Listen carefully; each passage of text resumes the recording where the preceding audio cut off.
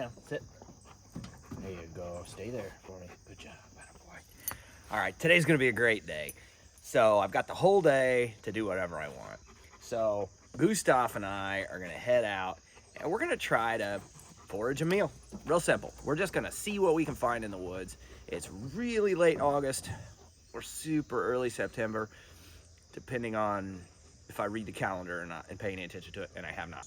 We're just gonna see what we can find. And we're gonna make a meal out of it. To make it a little easier on us, I'm gonna bring a piece of cast iron, bag of charcoal, and we're gonna cook up whatever we can find today. I'm hoping to find some oyster mushrooms, maybe some chicken mushrooms, and who knows what else. So we're just gonna get out. We're gonna see if we can make a meal that tastes good out of the woods. Should that be the title of the video? Tastes good out of the woods. I'm not good at naming videos. My plan is just to cover a lot of ground and to share with you everything I find. So I'll share as much as I know, and if I don't know, I'll probably not share it. There's our first find.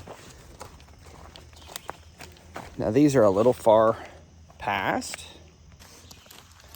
but we've got some chanterelles still up. Now I'm probably not gonna mess with picking them right now because they're pretty close to where the truck's at, so I'll grab them on the way back if I don't find cleaner specimens. So this one, they're just dirty, and so yeah, I gotta spend a long time cleaning them. Ooh. Ew. Ew.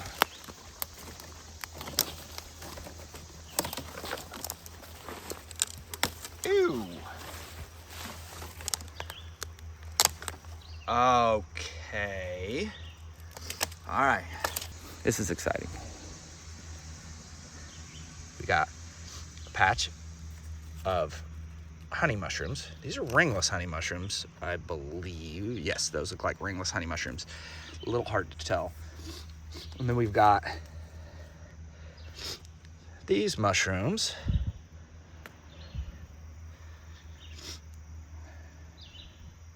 Right here.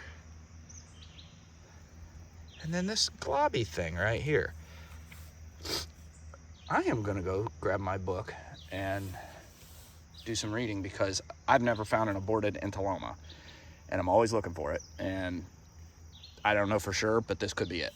So personal recommendation, if you're a mushroom hunter, always be willing to walk away from a find and not either collect it or consume it. A lot of times, if it's the first time I've identified a mushroom, I'll collect it, I'll even if I think I'm 100%, and I still won't eat it, even if it's an edible mushroom. I haven't decided if I've reached the point of confidence that I'm gonna eat this, but I think I have. So I went back to the truck and I read a couple of different articles on aborted entoloma. Now, entoloma mushrooms are a family that has a lot of them that are inedible. But one thing I read that kind of gives me a little more confidence is even if you do screw it up, most of them are just gonna give you gastric upset. Probably have diarrhea for a day or two, right? So knowing you're not dealing with a one that's gonna kill you is always gonna be a good sign. The other thing I read was that the aborted entoloma mushrooms, one of the key identifiers of the variety of entoloma mushroom that does this is the fact that the aborted version and the regular version are present in the same location in relationship with honey mushrooms. Now, it's a saprobic mushroom, so it does like rotting wood, which we have plenty of here. So it's in the right place. It does grow from September through October. We're at the right time. All kind of coming down onto the stalk just a little bit. It's a white mushroom. It's growing the right time. So this mushroom is inedible, but when it aborts, it happens in relationship to a honey mushroom, which is what we have growing here.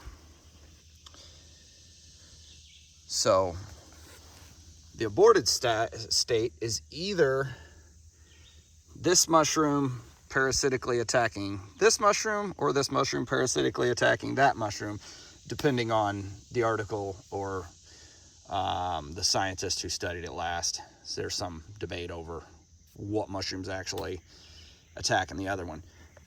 So one thing you could potentially misidentify this for that you would want to be very careful of would be an Amanita button mushroom.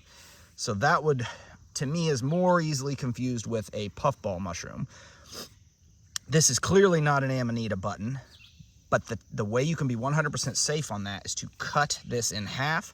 And if you see, you want to cut it vertically, and if you see the outline of a mushroom forming, you know you do not want to mess with that. That's a button stage of a guild mushroom or a different mushroom. So these are, from what I read too, it's easy to not have these in the right stage.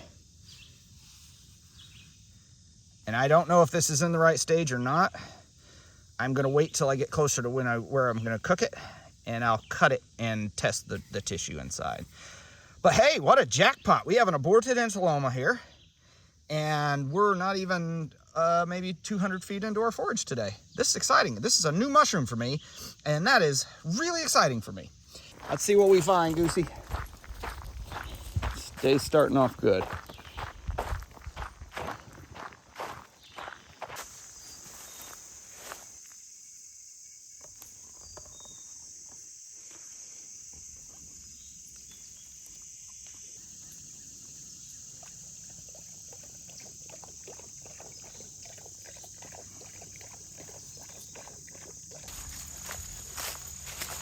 Look at this.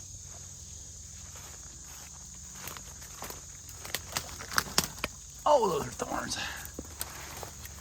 These are some honey mushrooms in good condition.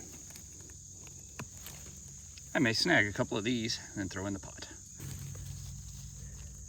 Ringless honey mushrooms. They love growing off of the roots, the dead roots of trees. So if you see them growing near, a lot of times you'll see them in cities in really heavy concentration in urban areas, because you'll have a lot of big old trees that get cut down on an annual basis, and these will just swoop right in and eat all the roots up when that happens. So they kind of have this weird like vase shape inside the cap, and the gills kind of appear to descend the stalk a little bit, but I'm not sure if that's technically a descending gill or not, but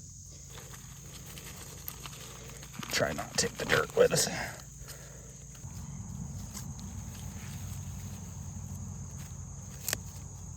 It's in the bag.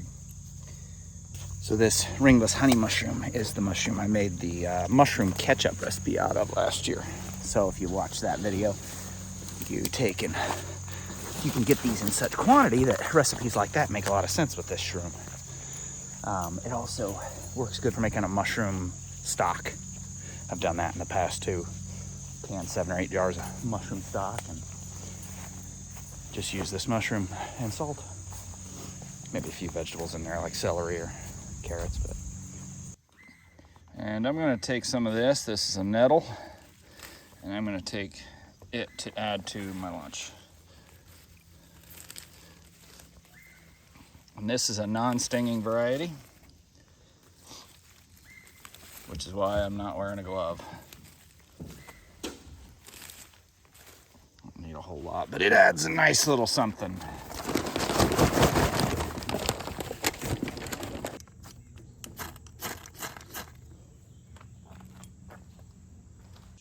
Well, if you get into this foraging game, get used to doing a lot of reading. So this is a plant that has been throwing me off for a long time, and I finally figured out what it is.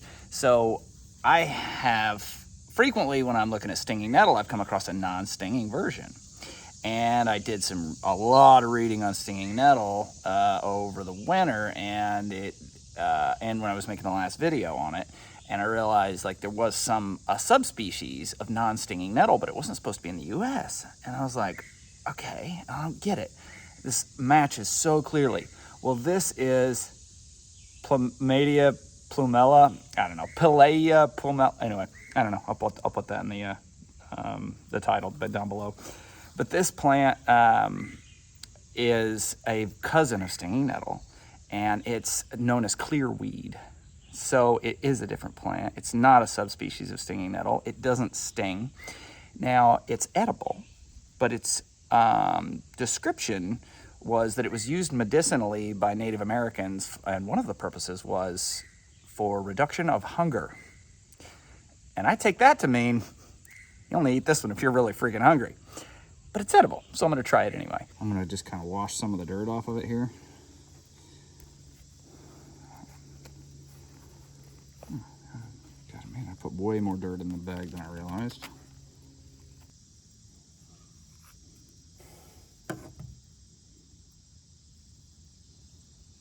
Okay, well.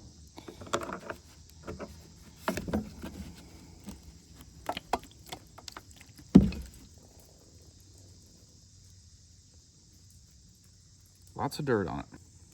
Not really any bugs in there, so I think this is just at the very end of the, I think if I was here just a day or two later, this would have been too far gone. But I think where I'm at right now, I'm getting the tail end of the period where this mushroom is going to be good for eating.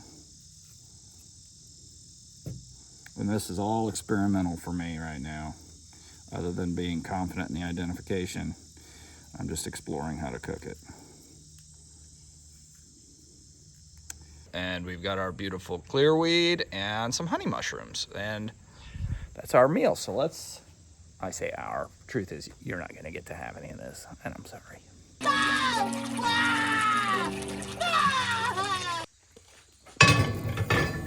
Time to cook. This is homemade ghee, which is basically clarified butter. So butter that's had the milk fats removed. The honey mushrooms, I don't like the stems, so I'm just gonna pinch them off and put nothing but the caps in. These are a very rugged mushroom. They handle cooking for a long time. In fact, I usually use them in stews.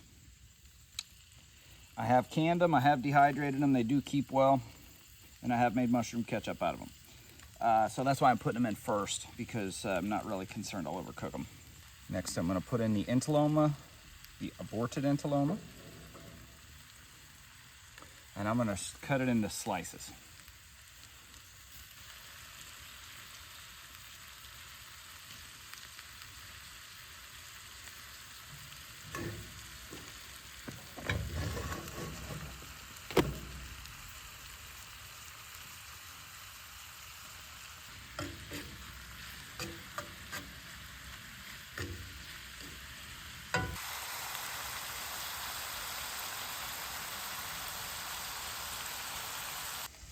Towards the end of the cooking process here, we'll put our clearweed in, which I now know what it is.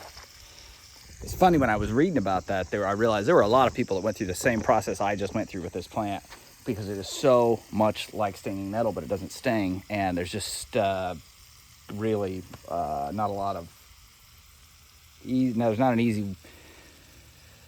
there's not a lot of information about it, because there's so much information online about stinging nettle that all the traffic kind of goes to the stinging nettle topic. But all right, here's where we're at. Look at this beautiful mushroom dish. There's a little more ghee in there than I would normally have done, but that adds a layer of forgiveness when I'm cooking directly over open fire like this, where the controls aren't real good. So since we're making a meal out of this, here's our last step. I really hope I don't ruin the honey mushrooms or the aborted entoloma especially by adding this. After reading about it, nothing said it tasted good, but it did say it was edible. So here goes the clearweed, stems and all. Now, interestingly, one of the things about this, it's called clearweed because the stems and the leaves are translucent. And you hold the stem up even down towards the base, it does have, you can kind of see light through it. So if you're struggling with figuring out what that plant that looks like stinging nettle is, there you go. You probably just figured it out just like I did.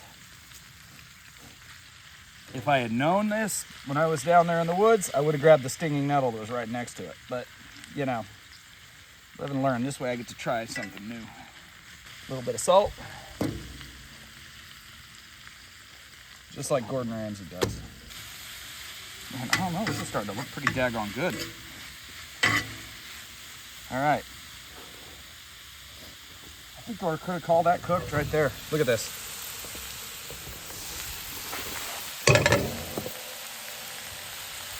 Look at this. You know?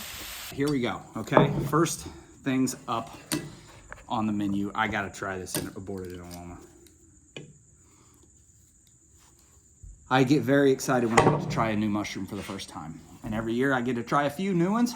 And this one is one I've wanted to try for a long time.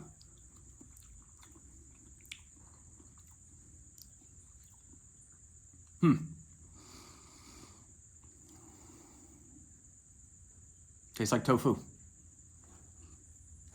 I would definitely say not remarkable, but maybe it has potential.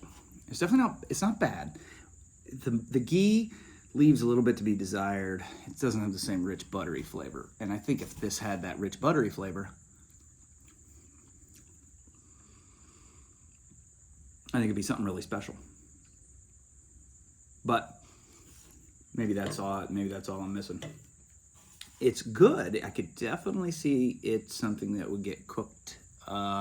It would pair well with other dishes when you're cooking. So, honey mushroom. Let me see that one. And this is one thing, when you're foraging, every now and then you get a little grit. I try to avoid it. I try to harvest as cleanest things possible, but it still happens. And I just saw a little grit in that honey mushroom just because I didn't rinse them. I just clipped them and threw them in the pan. I rinsed them, I would have taken care of it too.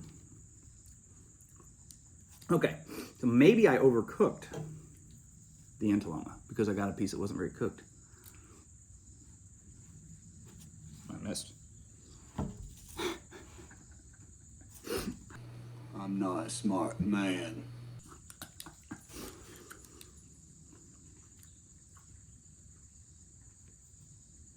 Like a potato, maybe.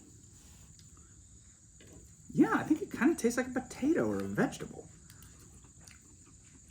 I see that honey mushroom's carrying some nice flavor. All right, drum roll. Here's the plant they say doesn't taste good, but it's edible. I went all in on that bite.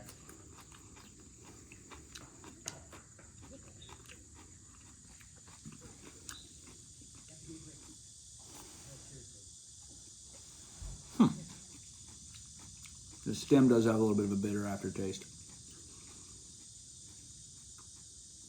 I'm gonna try just the leaves.